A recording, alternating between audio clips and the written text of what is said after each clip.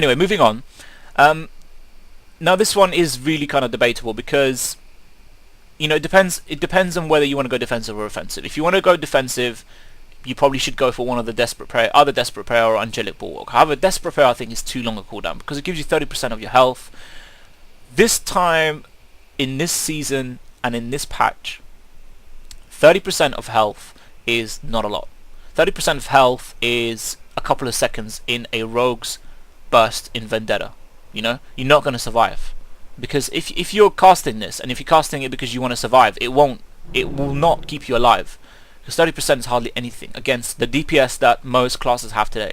It's mostly, I think, now about reducing the amount of damage that you're receiving rather than actually trying to heal through it. If you're not a healer, you will not be able to heal it as a Shadow Priest through most of the other classes' burst. And when I'm talking about other classes, obviously I'm talking about every class. I'm talking about mages, I'm talking about, more particular I think, I'm talking about rogues in combat spec, I'm talking about mages in frost spec, I'm talking about warriors, arms. So yeah, it's not going to stop you from dying, and that's what my key issue is. Will it stop me from dying when I need it? No. Will Angelic Bulwark stop me from dying when I need it? No, because it's 20% and it is a minute and a half. It's 30 seconds less than this in terms of the cooldown, but it gives you 20% absorption shield. 20% absorption shield, that's nothing. I can get through that as a Shadow Priest with probably one orb. One orb and I cast Devouring Plague, I can get through 20% of the health. It's not difficult. 20%, remember, is, it's the 20% is what you get to, just before they die, and your Shadow Word death procs, that you execute basically, or our execute. It's not a lot, it's just before death. And if this procs just before death, at 30% health, and it gives you 20% extra, it brings you up to 50%, which is, it's not a lot. And at the end, it's only for 20 seconds, and the damage will then, obviously, your shield will then drop, and if they haven't already broken through it, and it'll go down to, whatever it was on before. You don't have a lot of, it's not very good for survival. It isn't. Moving on to Spectral Guise. Spectral Guise, why I like this ability is because we don't have any ability that stops them from targeting us anymore. With Phantasm now only affecting movement and rooting and snaring, this is the only other thing that we have. This is your defensive ability. In fact, this is probably your most defensive ability. Why? Because you are breaking target. The most important aspect of this ability is to break target. You're breaking the target of your enemy. When they focus you and they're bursting, that's all they are going to be doing. They're going to focus you and burst as quickly as possible, because every burst is limited by time. Therefore, they're trying to do it as quickly as possible. Using this at the right time is win or lose. If you use this at the right time against, for example, a combat rogue while they're using their abilities and they're bursting, yes, they do a lot of damage, but if you use this at the right time, you can cut that damage in half by simply not being there. By simply, I know it only, you bring out a shadowy person, or a replica of yourself, and it only takes 3 hits for them to bring you out of stealth. But by that time, you could be further away, you could be healing, you could be casting a CC effect, you could be fearing them, you could do not millions, but you could do many things. So much that you have. They can't kick you, they can't see you, they can't focus you, they can't continue bursting. So this will allow you to, play defensively as well as offensively. When you want to allow the other team to give the other team no option but to go for the other side or your teammates, then use this at the beginning of a game, and more or less likely have your teammates in arena attack them. They will go for that person, and they will probably not focus you for at least a little bit, until you break, until you come out of this.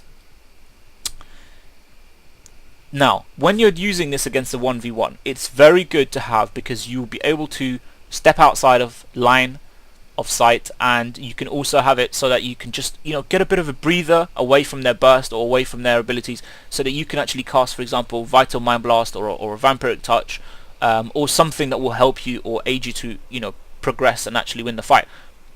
So both defensive and offensive, and I think this one is by far my favorite out of this line. Next one again, next line, I don't want to go into too much depth into this, but this Twist of Fate is basically an ability that can be very helpful when they are below 20% health. which, you know, in the healing that now, you know, in this patch and in this expansion, the healing that classes have is immense. And, you know, 20% health, nobody really stays there for long. You know, you've got warriors, remember, will always go back up to 30%, you know, because of the second wind, and you've got warlocks with, you know, with their dark regeneration. You've got mages with their evocation. Nobody really stays at 20% health anymore. Everybody has a heal. Everybody will usually you know, get back up there, and they won't let you stay there for long. Now, however, they only need to be there obviously for even a split second for this to proc, you know, to give you the 15% increased damage and healing. And obviously when it says increased damage and healing, it means if you're at 20% health, it will give you this buff to allow you to heal for 15% more for 10 seconds, or allow you to deal damage for 10 seconds as well, increase of 15%. It's a good ability to have. And I probably would go for it if it wasn't for Divine Insight. Power Infusion, the increase of damage from this is, I think, more of a healer type ability. You give this to your teammates to give them a mini, you know, a mini heroism, or you know, mini bloodlust, because it gives you 20% increase in speed, in casting speed. Does damage, 5% increase, and reduce the mana cost of your spells by 20%. So it's a really good buff to have for 20 seconds. So it lasts a very, very long time. So as a healer, I would recommend this. I wouldn't really recommend Divine Insight, because your shields shouldn't be the only thing that you are focusing on, because, you know, you've got so much other utility as a disc or holy priest. If you have more orbs at your disposal, you can cast more of them off. And then you get more Devouring Plagues, and you get more Solace and Insanity, which works in conjunction with each other. Now, this used to work in conjunction with the From Darkness Comes Light, which was brilliant.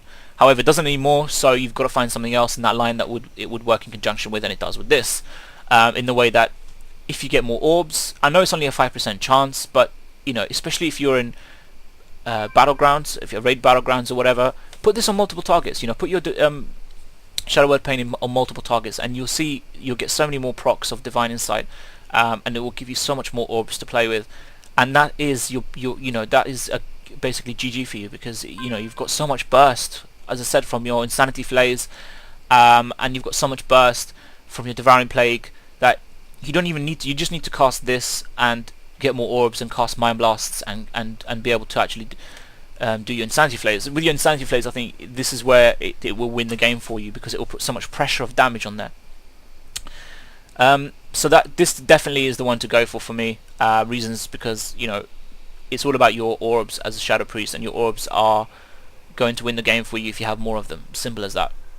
Finally, I want to talk about these three. Again, I'm not going to try and go into too much detail. Reasons why is because, you know, everybody plays differently. However, this is now a nerfed version of the other Halo we used to have in 5.1, where you could break stealth. We no longer can break stealth.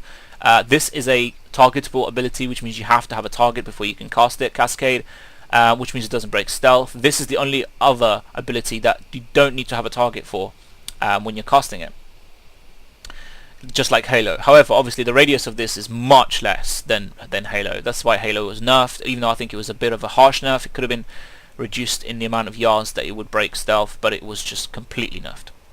Divine Star is probably your best ability here. Why? Because it heals you twice, as I will demonstrate here. If you cast Divine Star, you get a heal when it goes off at 24,000, as you can see there, 25,000, and you get another heal there at about 24,000. So you get about a 50k heal per cast. Now, the key thing here is, look, you know, having just cast it, it's off cooldown already at 15 seconds. So you can get every 15 seconds, if you get a lucky proc with your trinkets, you can get some good heals. You can get up to probably, you know, probably like a 100k hit if you got a good amount of healing, or a good amount of PvP power. Probably a 100k heal every 15 seconds. So it's a brilliant ability.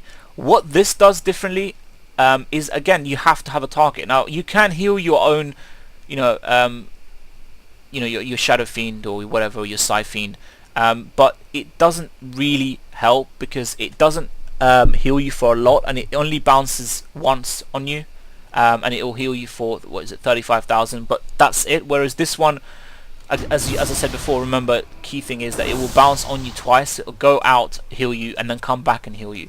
And with the added bonus of a very low cooldown, and the additional added bonus of it breaking stealth. It will break stealth if you do manage to get them in a cone in front of you, and you get lucky. But it does have a decent amount of radius in which it will hit. So if you can, I mean, in arena, I've in multiple times I've broken them out of stealth by simply using this and guessing where they're going to be, and you can kind of tell where they're going to be when somebody's just about to stealth. So this one is definitely the one for me.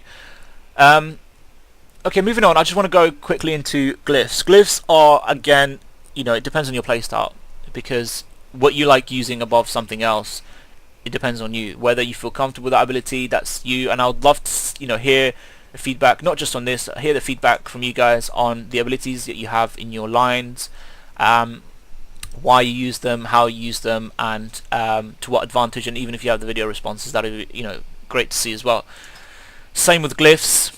It's all about you and your playstyle. However, this is my way of doing it. Obviously, a lot of people I'm going to start with is glyph dark binding. A lot of people go for dark binding simply because you can use your leap of faith without cancelling shadow form. You can also cast prayer of mending and renew, which is just a nuisance if you were not able to cast these anymore, because it's just become so used to doing it. It doesn't cancel shadow form. If it did, it would just be a complete and utter nuisance. Moving on. Yeah, so that one's a no-brainer basically. A glyph of inner fire. Reasons why I have this. At the moment, I am really kind of testing whether PvP power is better than PvP resilience. Some people say it is. Some people say it's not. For me, at the moment, I mean, I did spec everything into resilience before. However, I've gone back to power purely because I am actually doing a test at the moment. When I do spec in PvP resilience, it will only, if I gem everything in PvP resilience, it'll only increase my resilience by about 5%. So that's all my gems in PvP resilience, increase of 5%. Now, if I spec everything in PvP power, that's all the gems in PvP power, obviously excluding the ones where you have to put a little bit of resilience just to match the socket bonuses. It will give me a total of 11.5%. That's almost 12% of PvP power from gemming. Now, to weigh those two up, obviously resilience means you survive more, you take more of a hit, and you probably will find that your fights will be a lot longer. However, that's why I'm doing the test at the moment, and I'm finding that if I can put enough pressure on them in arenas or in battlegrounds, if I can silence at the right time and find the right window to burst, I have so much burst that it is difficult for them to survive.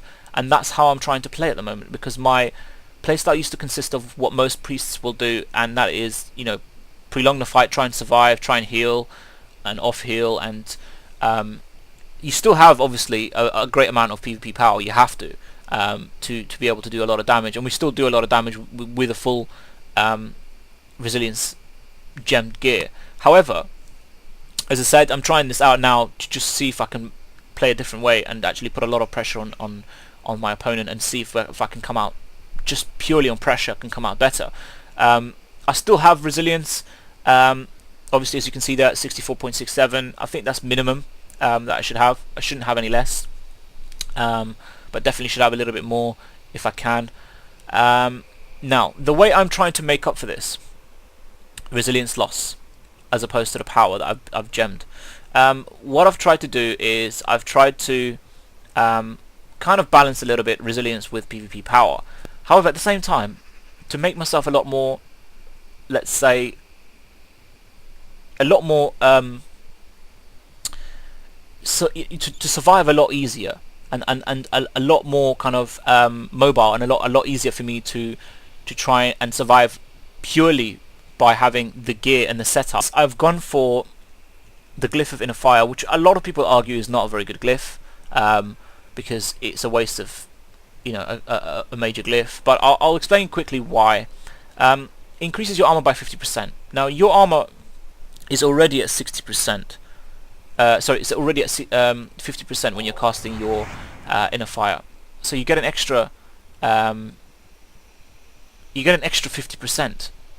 So when you get an extra, that means you get an extra 30%. It brings it up to 90. What this does mainly is it increases your armor by an extra 4% against physical damage. So rogues, death knights, warriors, monks, enhancement shamans, feral druids, all of those, you get an extra 4%. You basically, all you need to do is add this on top of this, because when you're adding your physical damage reduction from your armor on top of your PvP resilience, because this blocks all physical damage taken, reduces all damage taken basically when it's in the physical score by an extra 4%. So you add that on top of here, you're basically getting almost 70%. You're 68.67 now. You're almost at 70% PvP resilience just purely from that. Now, obviously you're going to be saying, yeah, but not every class uses a combination. Apart from warriors, uses a combination of spells and physical damage. That's where the Glyph of Inner Sanctum comes in, because when you cast your Inner Fire, you also gain Inner Sanctum. Inner Sanctum spell damage is reduced by 6% while within Inner Fire, and also your movement ability bonus of your Inner Will is increased by 6%, which is another small buff. However, spell damage is reduced by 6%. Now, if you're already taking, if your resilience is already 64.67%, and you get an extra 6% damage reduction from spells, just like you did from physical scores in Inner Fire, means you just add that 6% on top of here. That means you've got 70% for spell damage. 70% resilience for spell damage. It's just brilliant. It's almost like you're at 70%, which is where you need to be with these two. If you have these in your glyphs, this is where you need to be. Because obviously, as I said before, I am more kind of specking for PvP power at the moment, trying to put a lot of pressure on them. So my damage output is great. But at the same time, with these glyphs, or with the right glyphs, you can also mitigate a lot of their damage. And it works. But you still need to be clever about what abilities you utilize when you are trying to survive. It is not an ideal to heal. When I'm getting burst and I can see I'm losing a lot of life in a very short amount of time, the first thing I would go for is Spectral Gaze. Why? Because you vanish. So guys, that's my setup. Hopefully you found this video very useful. I will make another one hopefully in the short future, in the near future rather, to explain how these abilities and how I'm using these abilities. But just before I finish this one off, I want to say a big shout out for this ability. This is, if you're not using this as a Shadow Priest, you're not doing any, you're not playing right, because whether you are with a healer or you're not, or you're playing twos with another DPS, you still should be using this. This is your ability from the heavens. Void Shift will allow you to swap. Now I know you're thinking, oh, but I could just swap and then they'll just burst me down instead. You really could find this very useful. I mean, just as an example, use it and disperse, or use it and go out of line of sight. So remember that, guys. And as I said, please give me all your feedback. I want to hear how you guys are doing it. I want to hear what setups you guys are using and what abilities and how those abilities are beneficial to you in arenas, battlegrounds, and the rest of it. I will hopefully make a video, as I said, to show you a bit of the way that this works. I mean, I know I got a comment saying that it's probably more beneficial for me to actually narrate how or why I'm using the abilities, which I will do. Hopefully I have covered some of this in this video regarding the abilities and how I would use them. Obviously I'm not going to cover everything. Some of them are no-brainers, like silence. You've got to find the right time to do it. However, this is an entirely different subject, which I will go into when actually doing these duels. Hopefully you guys have enjoyed the video. Please leave your feedbacks in your comments. Please rate the video, and if you'd like to see more of my videos in the near future, please do subscribe as well.